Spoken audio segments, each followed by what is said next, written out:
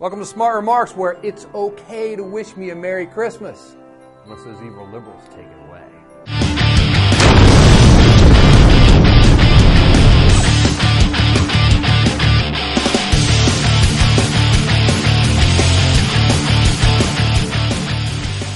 It was a couple years ago on a Saturday afternoon. I was sitting here at the office and we get a call from a woman who was outraged. She was outraged, as so many conservatives often are.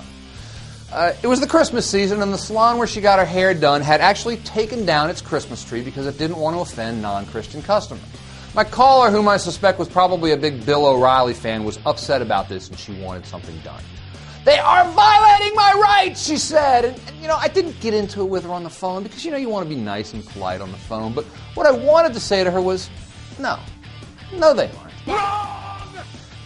Every single year we do this, egged on by the likes of O'Reilly. We'll do it live! Aggrieved conservative victims go in search of people or businesses who don't say Merry Christmas or who don't display a Christmas tree. Can't do it.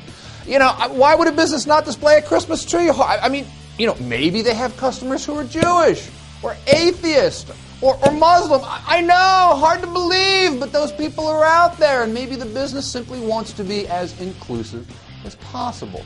But for this caller, for the likes of O'Reilly, that doesn't really matter because their sense of cultural superiority has been violated. What does that mean? They're going to have their pound of flesh. They're going to have their pound of Christmas. But exactly what do they propose doing? I mean, what? Are we going to have laws that require businesses to have Christmas trees or require businesses to say Merry Christmas? Actually, one Utah legislator has proposed something very similar to this. He wouldn't require anything, but his bill asks that retailers include Merry Christmas in their holiday greetings to customers. There's no provisions for, what happens if they don't do this. As I said, it's not required. But what happens if the businesses don't comply? What happens if the businesses continue to say, look, we have a diverse group of customers. We want to be as inclusive as possible. What then? Maybe we do get legislation that forces them to say Merry Christmas. Maybe we do get legislation that requires Christmas trees.